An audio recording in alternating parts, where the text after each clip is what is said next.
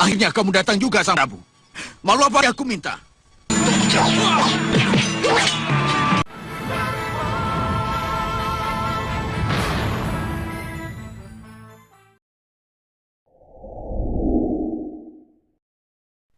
Di awal episode ini akan menjadi salah satu part paling menarik, di mana sekilas cerita tentang asal-usul Grendaseba sebagai guru dan sesembahan Sengkang Baplang yang memiliki ilmu luar biasa hebat. Dahulu, pada masa kejayaannya, Grendaseba adalah raja dari segala raja siluman yang ada di muka bumi. Banyak sekali kerajaan yang telah ditaklukkannya, dan hanya tinggal satu yang belum bisa ia kuasai, yaitu kerajaan Malwapati di pesisir pantai utara Pulau Jawa. Di hari itu, Grendaseba dengan kedahsyatan kekuatannya pun mampu menyerang dan mengobrak-abrik Malwapati bersama para anak buahnya. Kedatangan Grendaseba yang langsung menjebol gerbang utama Malwapati terlihat begitu luar biasa. Dengan begitu mudahnya, ia menghabisi ratusan prajurit Malwapati.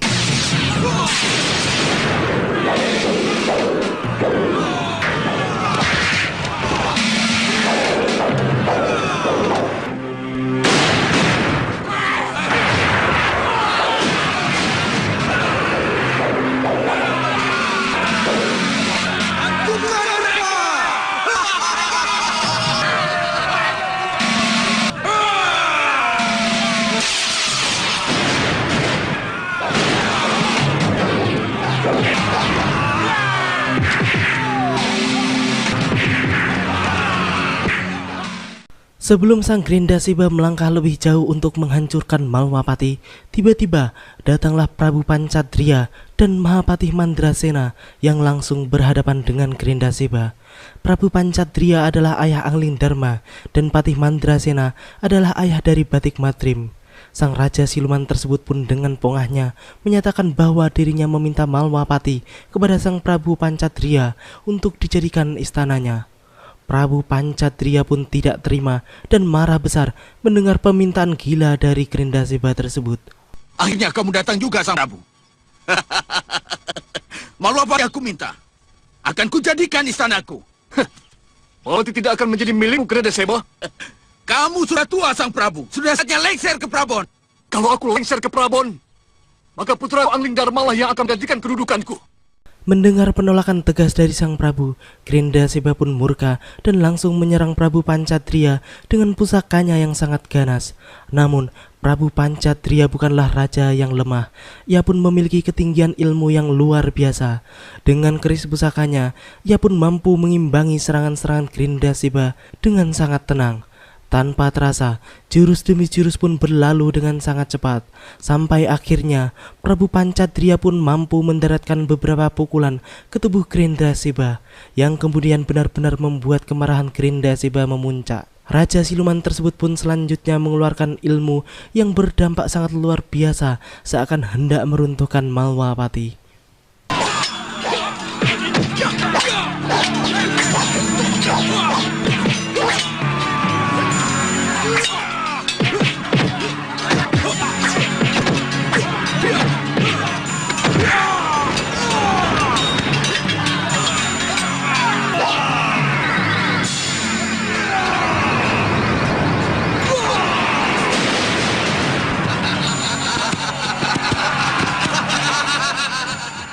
Melihat kedahsyatan ilmu Grendaseba, Patih Mandrasena yang sedari tadi hanya menyaksikan pertarungan dahsyat tersebut pun kemudian memanggil Resi Naga Pratala untuk melindungi Malwapati dari gempuran Grendaseba yang luar biasa tersebut.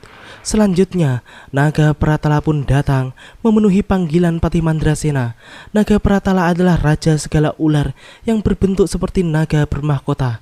Naga Pratala pun kemudian langsung menyemburkan upas lidah apinya pada Grendaseba sehingga membuat Grendaseba terpukul mundur. Ia pun dengan pokahnya masih berdiri tegak seakan tidak terjadi sesuatu kepadanya. Melihat kesombongan Grendaseba yang sangat meremehkan Malwapati tersebut, akhirnya Prabu Pancadria pun mengeluarkan pusaka pamungkasnya, yaitu pusaka panah Pasopati, yang kemudian langsung merentangkan busurnya dan melepaskannya hingga membuat tubuh Grendaseba hancur berkeping-keping dan hanya tinggal setengah badan saja. Itu pun karena Grindaseba adalah manusia siluman yang sangat luar biasa hebat. Resi Naga Pratala, tolong lindungi kami.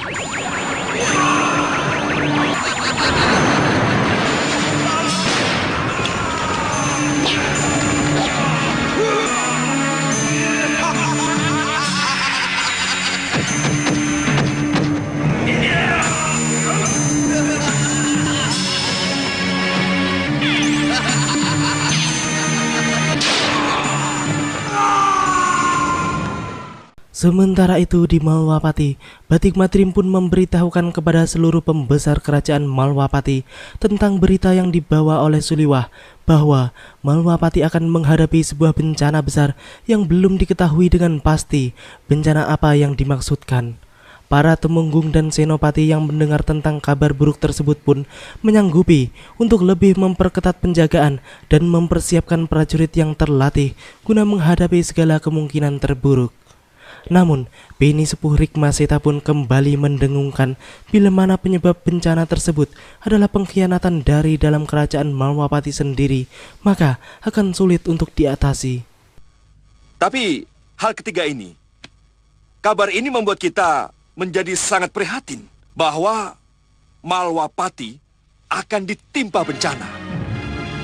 Untuk menangkal penyerangan, Akan saya perketat latihan keprajuritan agar prajurit Malwapati lebih siap tempur. Tapi apa yang harus kita perbuat? Kalau bencana ini datangnya dari dalam. Hal tersebut pun jelas ditujukan kepada Singa-Maruta yang pada saat itu terlihat langsung tak senang dan tersinggung ketika Rikmaseta mengatakan hal tersebut. Singa-Maruta pun berusaha menutupi diri dengan cara menegaskan bahwa ia sendirilah yang akan menyeret pengkhianat tersebut ke tiang gantungan apabila bencana tersebut disebabkan oleh orang dalam Malwapati sendiri. Mendengar pernyataan tersebut, Beni Sepuh Rikmaseta pun kemudian membalikkan pernyataan Singa-Maruta.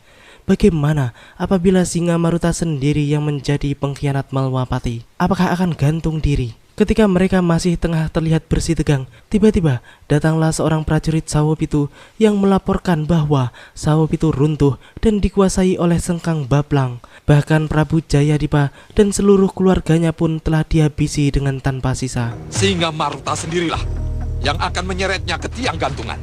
Tapi apa memang Kakang Rikmaseta, jangan macam-macam dan berbuat sewenang-wenang. sudah. Gusti Pati, ampun Gusti Pati. Ada apa? Sawopitu jatuh dan dikuasai Gusti Pati. Sawopitu? Siapa? Sengkang Baplang, dia telah membunuh Prabu Jayadipa dan seluruh keluarganya. Sengkang Baplang.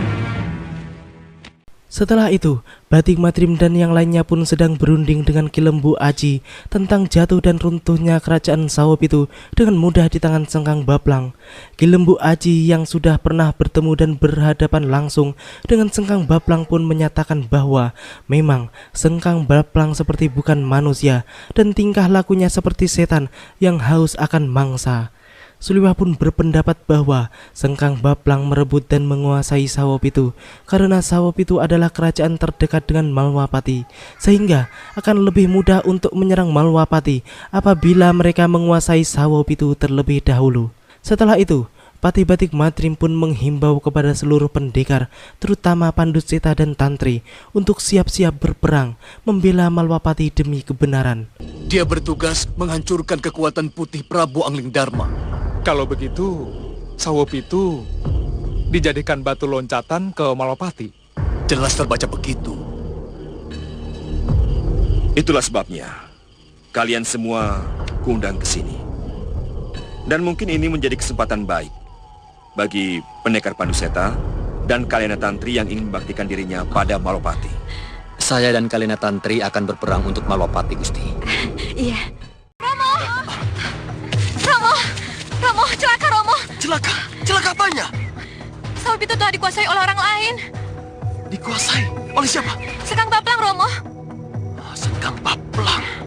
Sengkang Baplang. Sementara itu di Meranggas, Ratu Gendrawani pun meminta izin kepada boponya untuk segera mengerahkan manusia kelelawar pasukannya untuk menyerang Malwapati. Dan di saat itu juga Gendrawani pun memanggil seluruh manusia kelelawarnya dan memerintahkan mereka untuk menyerang Malwapati. Malwapati yang tiba-tiba diserang oleh manusia kelelawar pun tampak sangat terkejut. Namun hal tersebut pun tidak menjadi masalah karena mereka pun mampu untuk mengimbangi serangan gelap tersebut. Gendrawani pun mengamuk dan menghajar puluhan prajurit yang mengepungnya.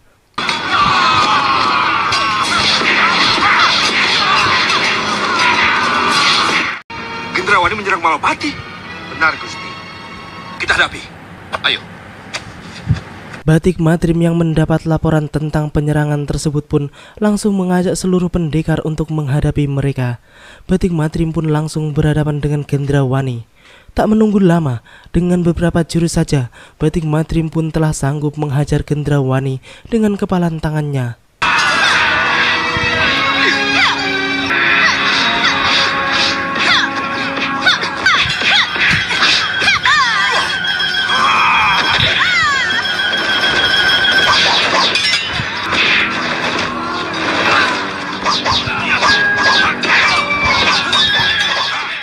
Bahadur dan Kasmala yang kemudian hadir di tempat tersebut pun akan menggunakan sihirnya untuk mengalahkan Batik Matrim. Namun, Pandu Seta yang melihat kelicikan mereka pun dengan sigap segera menghancurkan sihir mereka. Sehingga Bahadur dan Kasmala pun merasa tidak akan menang apabila tidak menggunakan sihirnya. Sedangkan sihirnya pun tidak berfungsi di tempat tersebut. Mereka pun kemudian memutuskan untuk kabur bersama Gendrawani karena Gendrawani sendiri tampak tak akan sanggup menghadapi Batik Matrim. Tantri, jangan sampai mereka menggunakan ilmu sihirnya. Serang dengan kanuragan. Kurang ajar. Mereka sudah siap dengan sihirku. Kasmala, siapa dia?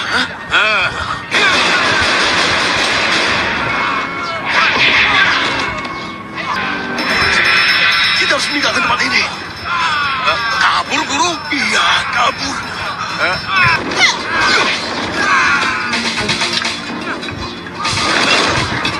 Ya, Bahadur yang memang sedang baikan dan bersekutu dengan Gendrawani pun memutuskan untuk kabur dari Malwapati sebab sihir mereka tidak bisa digunakan di tempat tersebut.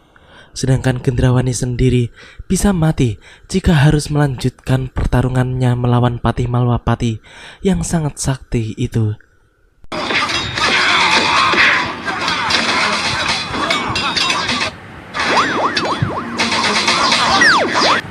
Nanti pada saat yang tepat, kita hancurkan mereka dengan kekuatan sihir kita.